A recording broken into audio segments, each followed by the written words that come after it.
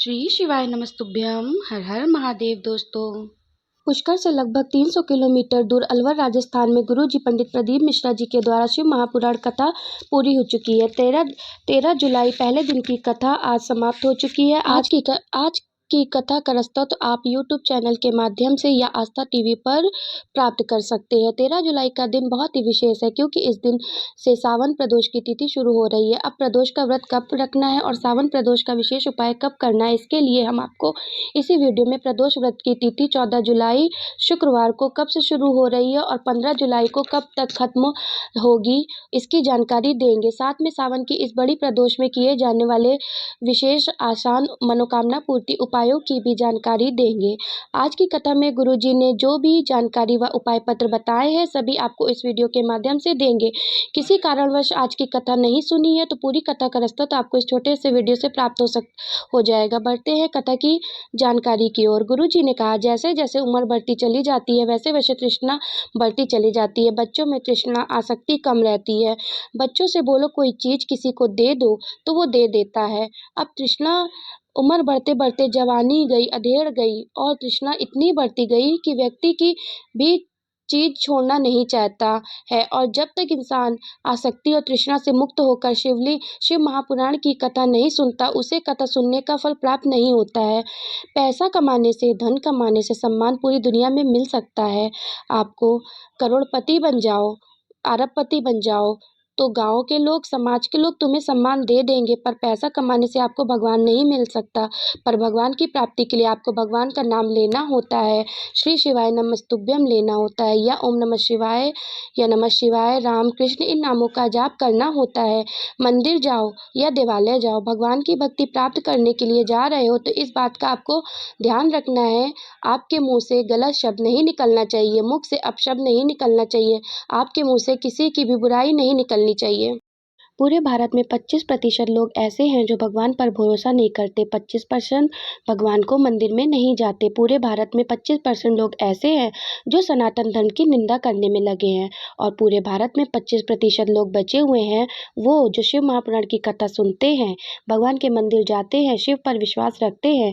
बारिश का मौसम है और सावन का महीना चल रहा है और अगर आपको रोज एक बेलपत्री चढ़ा रहे हो शिवलिंग पर तो आपको एक संकल्प करना है, मैं जब तक जीवित रहूंगी या रहूंगा तब तक रोज एक बेलपत्री चढ़ाऊंगी, पर मेरे मरने के बाद कोई बेटा या बेटी या घर का कोई सदस्य बेलपत्र नहीं चढ़ाता है।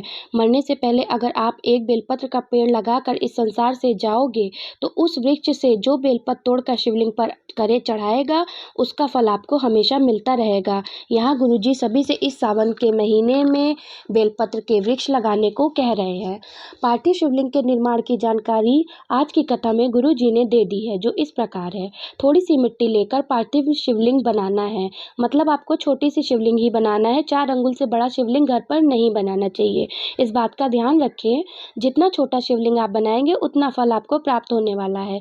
तो थोड़ी सी मिट्टी में ही शिवलिंग बना लीजिए। जो मिट्टी आप इस्तेमाल करेंगे उसे गंगा जल से सिंचन करेंगे। यदि आपके पास गंगा जल नहीं है तो दूध का सिंचन कीजिए और एक बेलपत्री के ऊपर उस शिवलिंग को रख दीजिए। इसके 1 या 2 घंटे बाद आपको पार्थिव शिवलिंग का निर्माण करना है। सबसे पहले आपको लिंग बनाना है, उसके बाद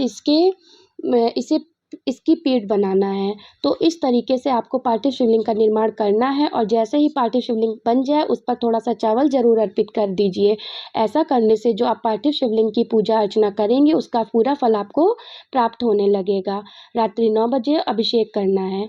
अंजू रानी जी पत्र लेकर आई। बाबा जी का क्या वर्णन करूं, 2016 में चुनाव लड़ा था जिसमें हार गई थी, पर गुरुदेव आप कहते हैं ना, हिम्मत ना हारो, पूरी मेहनत करो। पूरा परिवार रोया। इसके बाद 2022 में फिर मैंने चुनाव लड़ा और इस बार गुरुजी आपने जो ऑनलाइन पूजा करवाई थी, बेलपत्र चढ़वाई थी, उसमें से एक बेलपत्र अपने पास उठाकर रखने को कहा था।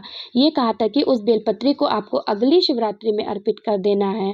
बाबा की कृपा से 2022 का चुनाव मैं जीत गई हूँ, उसी का आभार व्यक्त करने के लिए कथा पंडाल में आई हूँ।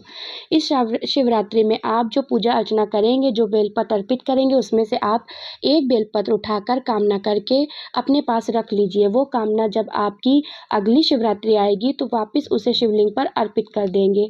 पार्थिव शिवलिंग में जो बेलपत्र अर्पित की जाती है उसकी मात्रा बढ़ती चली जाती है, और जब वो बेलपत्र आप अपने पास रखते हैं तो आपके कार्य में आपको सफलता निश्चित ही मिलती है। सुशीला जी पत्र लेकर आई, मेरे बेटे ने 10 वर्ष पूर्व बीटेक किया था, पर उसकी कहीं कहीं पर भी सरकारी नौकरी नहीं लग रही थी। मैंने मेरे बेटे से कहा, अगर तुम शिवलिंग पर जल चढ़ाते हो, बाबा एक न एक दिन जरूर सुनेगा। इसके बाद मेरे बेटे ने बाबा पर भरोसा रखकर एक और एग्जाम दिया।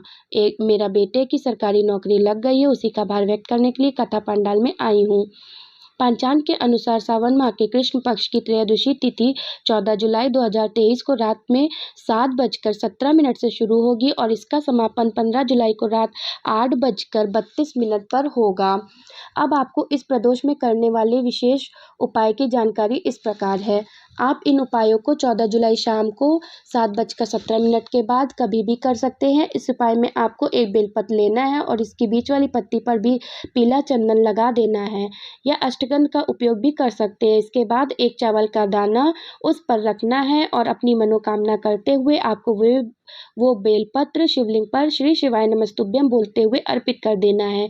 बेलपत्र की डंडी का मुख जलाधारी की ओर होना चाहिए। बस आपको इतना ही करना है। प्रदोष में यदि आपने व्रत किया हो या ना किया हो, शिव मंदिर जा रहे हो या नहीं, प्रदोष का फल प्राप्त करने के लिए क्या करना है? अपने घर के मुख्य द्वार पर एक दीपक प्रज्वलित करना है, जो कि घी का होना चाहिए। अच्छे से समझ लीजिए। सबसे पहले आपको 2 बाती लंबी वाली लेना है, दोनों को मिलाकर एक बड़ी बाती तैयार कर लेना है। इसके बाद उसमें दिए में घी डालकर घर के मुख्य द्वार पर सीधे हाथ की तरफ वो दिया पहले जला देना है। बाती का मुख बाहर की साइड ही होना चाहिए। दिया प्रज्वलित करते समय श्री शिवाय नमस्तुभ्यम का स्मरण करना है, और ये उपाय आपको शाम को प्रदोष काल के समय ही करना है। ये उपाय आप 14 की रात में या 15 की शाम में कर सकते हैं।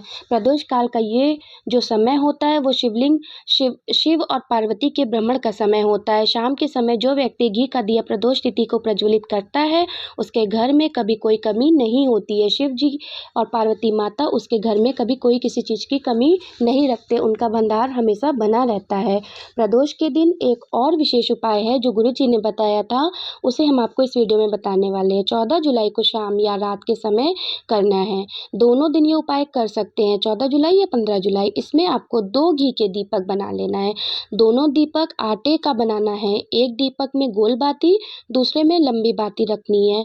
एक घी का दीपक मंदिर की चौखट पर प्रज्वलित करना है और दूसरा लंबी बाती वाला जो दीपक है वो बेलपत्री के वृक्ष के नीचे प्रज्वलित करना है। जलाते समय श्री शिवाय नमस्तुभ्यम का स्मरण या ओम नमः शिवाय का स्मरण कर सकते हैं। कितना ही दुख आपकी जिंदगी में चल रहा हो, बाबा उस दुख से निकाल ही देंगे। प्रदोष के दिन आपको यह उपाय जरूर करके देखना है। इन उपायों से लेकर मन में कोई सवाल है तो कमेंट बॉक्स के जरिए जरूर पूछ लीजिएगा, इसका उत्तर आपको अवश्य ही प्राप्त होगा। यदि आपको मेरी यह वीडियो जरा भी उपयोगी और ज्ञानवर्धक लगी हो तो प्लीज़ लाइक कीजिए, शेयर कीजिए और सब्सक्राइब करना मत भूलिए। अब मिलते हैं आज की अगली वीडियो में, तब तक के लिए हर हर महादेव, जय शिव शंभू।